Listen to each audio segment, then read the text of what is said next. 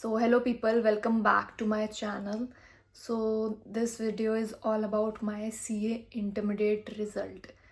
जो जनवरी 2025 को जो हमारे एग्ज़ाम हुए थे उसका रिज़ल्ट आया था 4 को।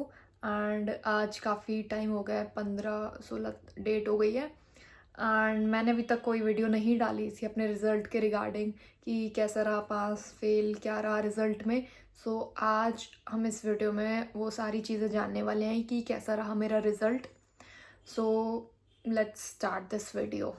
सो अराउंड 11 बजे 4 मार्च को रिज़ल्ट आ गया था ICI का। सो अराउंड 11 बजे मैंने अपना रिज़ल्ट खोला था। एंड उस दिन मेरे घर में एक फ़ंक्शन भी था। स्टिल मैंने करा कि नहीं, कैसा भी हो रिज़ल्ट खोलना है, फ़ंक्शन के बाद नहीं खोलना, फ़ंक्शन से पहले ही खोलना है। कैसा भी रिज़ल्ट होगा एक्सेप्ट करेंगे। मेरे को कहीं ना कहीं इंट्यूशन थी अंदर से कि कैसा रिज़ल्ट आने वाला है। मैं मेंटली भी प्रिपेयर थी कि रिज़ल्ट को लेके एक होता है ना, गट फीलिंग आ जाती है। तो वही गट फीलिंग मेरे को आ गई थी रिज़ल्ट के रिगार्डिंग। एंड जैसे फाउंडेशन में मेरा था कि मेरे को था कि एकदम 100% क्लियर होगा, एंड वो हुआ एक्चुअली में। तो इस बार जनवरी 2025 का जब मैंने रिज़ल्ट खोला तो रिज़ल्ट मेरे को माइंड में तो क्लियर ही था, तो उधर था अनसक्सेसफुल रिज़ल्ट, आपको यहीं कहीं दिख जाएगा। सो रिज़ल्ट अनसक्सेसफुल था मेरा। मेरा इंटरमीडिएट जनवरी 2025 क्लियर नहीं हुआ है। लाइक फर्स्ट टाइम होता है ना कि एक चीज़ देखनी पड़ती है कि फेलियर काइंड ऑफ वर्ड। आपने स्कूल में भी अच्छे स्कोर कर रहे हो, कॉलेज में भी अच्छा टॉप उसमें आ रहे हो, एंड स्कूल में भी एक अच्छी वो इमेज लेके चल रहे हो आप, अच्छे खासे कार्ड वाली। एंड एक इस स्टेज पे आके आपको फेलियर एक्सेप्ट करने में काफ़ी टाइम लगता है। मेरा तो मेंटली था फिर भी पेपर देने के बाद, लास्ट एग्ज़ाम देने के बाद, कि मेंटली मैंने अपने आप को प्रिपेयर कर लिया था कि शायद मे बी ये नहीं हो पाएगा इस अटेम्प्ट में। अ, अ, ये तो मेरे को मेंटली था।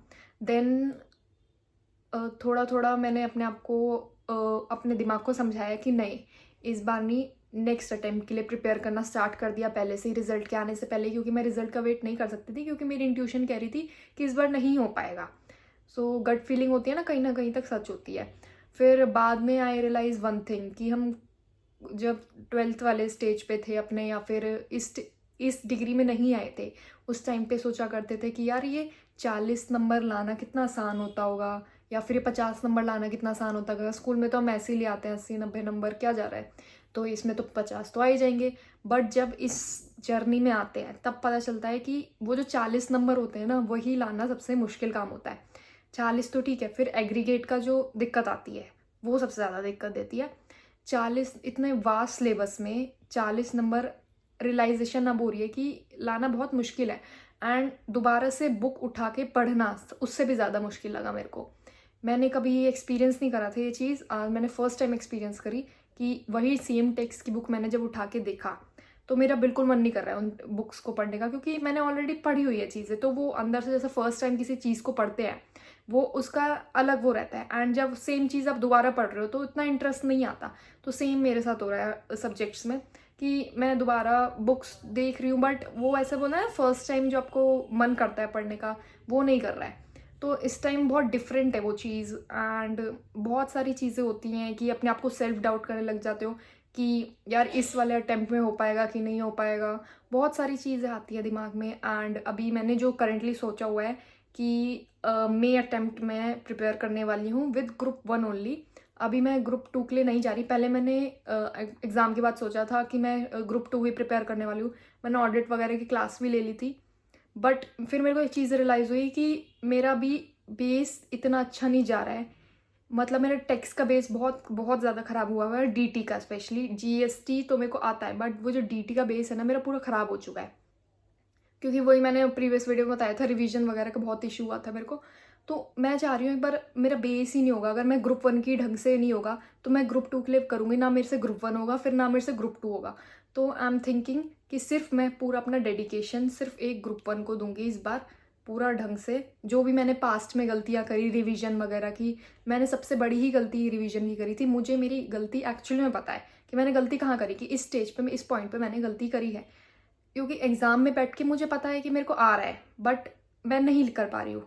ये revision, lack of practice, concept पता है, बट आप उसको इम्प्लीमेंट नहीं कर पा रहे हो चीज़ों को।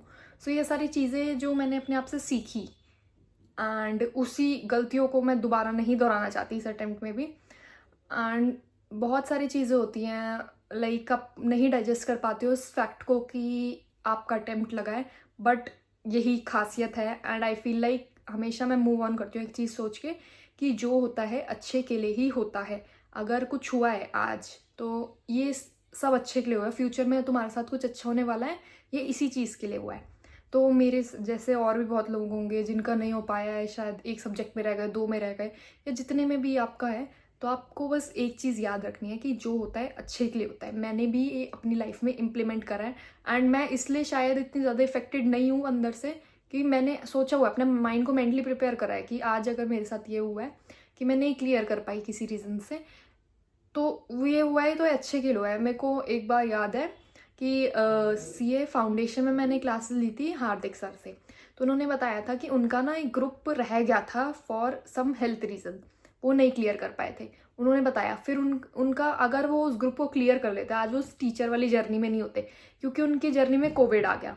कोविड के बाद उन्हें जॉब्स नहीं लग पाई, ढंग के ऑफर्स नहीं आए, तो उन्होंने टीचर वाला सेक्टर में चले गए। तो अगर वो 6 महीने पहले क्लियर कर लेते रिजल्ट, तो वो उस टीचर वाले फेज में नहीं जा पाते। तो वो उन्होंने बेसिकली एट द एंड यही बताया कि जो होता है अच्छे के लिए होता है, and I also implement that कि जो होता है अच्छे के लिए होता है। नहीं हो पाया, let it be, move on करना है, एंड नेक्स्ट अटेम्प्ट के लिए अच्छे से देना अपना 100%। एंड मेरी तरह जिनका भी नहीं हो पाया है, आप लोग मूव ऑन करो इस चीज़ से, अपना नेक्स्ट के लिए प्रिपेयर करो। बहुत चीज़ें होती है, जैसे आप देख रहे हो आपके सराउंडिंग्स में कि इसका क्लियर हो गया, उसका क्लियर हो गया, मेरा रह गया, तो बहुत बुरा लगता है इस चीज़ से। अब मैं भी जैसे लिंक्डइन खोला मैंने, सबके दिख रहे हैं कि यार इस सबका successful CA finalist, group 1 clear. So इस चीज़ को देख के बुरा लगता है ऑफ कोर्स, बट आपको बुरा नहीं लगाना है। मेरे को, मैं भी नहीं लगवा रही हूँ उस चीज़ का बुरा कि उन्होंने, वो उनका है हार्डवर्क, उन्होंने उनके हार्डवर्क पे ऑफ करा, बट अपने आप में देखना है कि आपको मेरे अंदर कहाँ कमी रह गई कि इस बार मैंने अटेम्प्ट में नहीं कर पाया। सेम मैंने अपनी कमियों को निकाला है कि हाँ यार इस स्टेज पे मेरे अंदर कमी रही है, एंड मैं इस बार ये कमी को दोबारा से नहीं होने दूंगी, एंड मैं इसे ढंग से करूँगी। सो यही है इस जर्नी में, accept your failure, move on, that's it.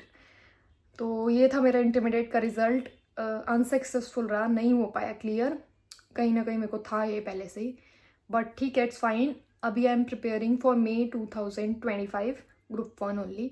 Group 2 मैं अभी नहीं बिल्कुल सोच रही हूँ, मैं रिस्क नहीं लेना चाहती स्टेज पे बिल्कुल भी, क्योंकि मेरे पास टाइम बहुत कम है, एंड मैं सारा फिर मिक्सअप हो जाएगी चीज़ें, फिर वो दोनों नहीं हो पाएगी, फिर वो मेरे लिए अच्छा नहीं है। सो that's it for this video, hope you find it helpful, and जो भी है आप कमेंट सेक्शन में अपने डाउट लिखने हैं, एंड अगर आपको कुछ भी सजेशन देना है तो कमेंट सेक्शन में आप वो भी दे सकते हैं। So that's it for this video, do like, share and subscribe to my channel, take care, bye.